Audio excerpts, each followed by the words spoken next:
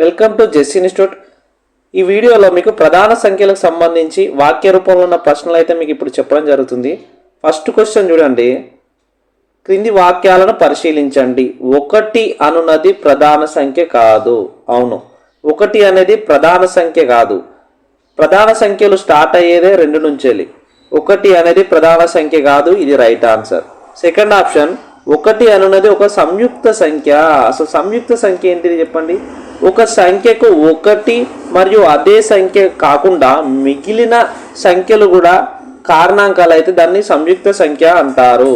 కాబట్టి 1కి కారణం 1 ఉంటుంది, మరి 1 తర్వాత ఇంకే సంఖ్య కూడా లేదు, కాబట్టి ఇది సంయుక్త సంఖ్య కాదు.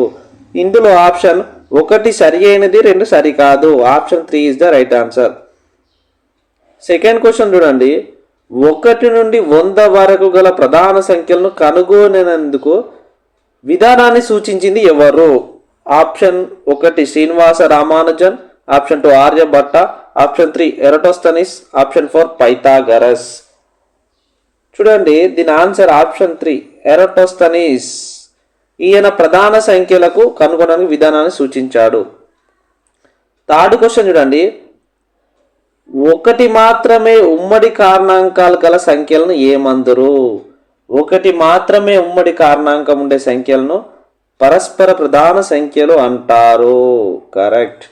సెకండ్ ఆప్షన్, సాపేక్ష ప్రధాన సంఖ్యలు అని కూడా అంటారు. అవును, ఈ రెండు పరస్పర ప్రధాన సంఖ్యలన్నా అదే, సాపేక్ష ప్రధాన సంఖ్యలున్నా అదే.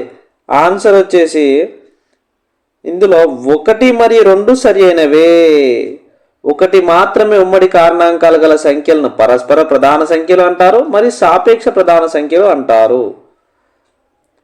ఫోర్త్ క్వశ్చన్ చూడండి. 2 భేదంగా గల ప్రధాన సంఖ్యలను ఏమంటారు? 2 భేదంగా గల సంఖ్యలను కవల ప్రధాన సంఖ్యలు అంటారు. కవల ప్రధాన సంఖ్యలు అంటారు. Option 4 is the right answer. Fifth question చూడండి.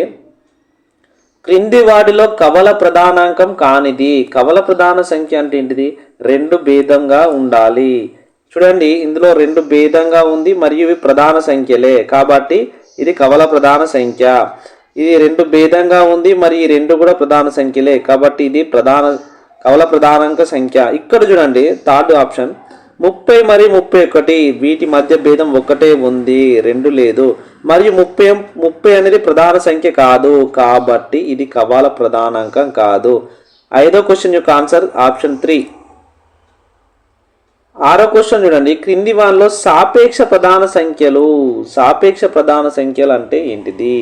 ఒక సంఖ్యకు 1 మాత్రమే ఉమ్మడి కారణాంకం ఉంటే దాన్ని సాపేక్ష ప్రధాన సంఖ్యలు అంటారు.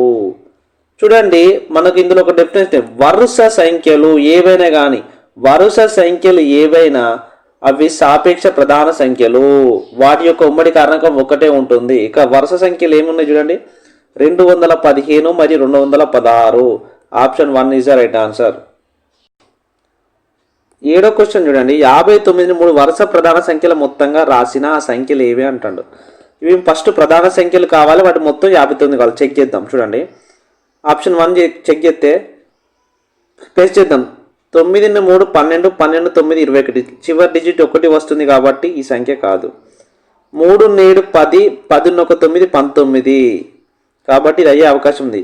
19 అంటే 1, 1 2 3 4 49, ఇది కాదు. నెక్స్ట్ ఇది 7 9 16, 16 3 9 19, 1 క్యారీ అవుతుంది. 1 ఇది 1 2 ఇది 3 ఇది 4 5 59. చూడండి, 17 ఒక ప్రధాన సంఖ్య, 19 ఒక ప్రధాన సంఖ్య, 23 కూడా ఒక ప్రధాన సంఖ్య, మరియు ఇవి వరుస ప్రధాన సంఖ్యలు అని అడిగిండు. కాబట్టి option 3 is the right answer. ఇలాంటి మంచి వీడియోస్ కోసం అయితే మన ఛానల్ని ఫాలో అవ్వండి. Thank you.